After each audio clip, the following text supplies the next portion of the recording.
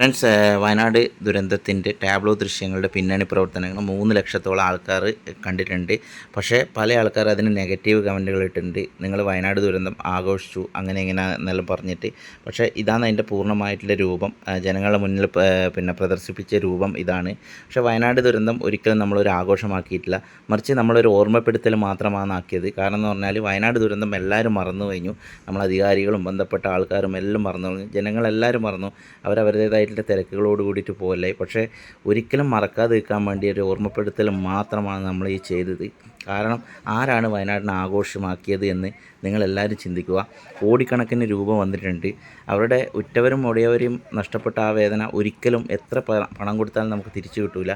ചെയ്യാൻ പറ്റുന്ന ഒരു കാര്യമുണ്ട്, അവർക്ക് പ്രോപ്പറായിട്ടുള്ളൊരു വീട്, നല്ലൊരു സ്ഥലം, അതേപോലെ തന്നെ വരുമാന മാർഗ്ഗമായിട്ട് എന്തെങ്കിലും ഒരു ബിസിനസ് ഇട്ട് കൊടുക്കാനുള്ള പണം നമുക്ക് വന്നിട്ടുണ്ട്. അതെന്തുകൊണ്ട് കൊടുക്കുന്നില്ല ഒരു ചോദിച്ചിന് ഇന്നും ഉണ്ട്. കാട് കാഴ്ചക്ക് ഉള്ള ഒരുക്കങ്ങളാണ്. ഇവിടെ ഒരു ടാബ്ലോ സെറ്റ് ചെയ്യാൻ വേണ്ടിയിട്ടുള്ള പരിപാടിയാണ്. എല്ലാവരും ഉണ്ട്, നമ്മളെ നാട്ടുകാരെല്ലാവരും ഉണ്ട്. ജ്യോതീഷ് കണ്ടോട്ടാൻ എന്തല്ല പരിപാടിയിൽ ഉഷാറല്ലേ? നമ്മളെ പരിപാടി ഉഷാറല്ലേ? പിന്നെ അല്ല പൊളിയൊക്കെ അല്ലേ?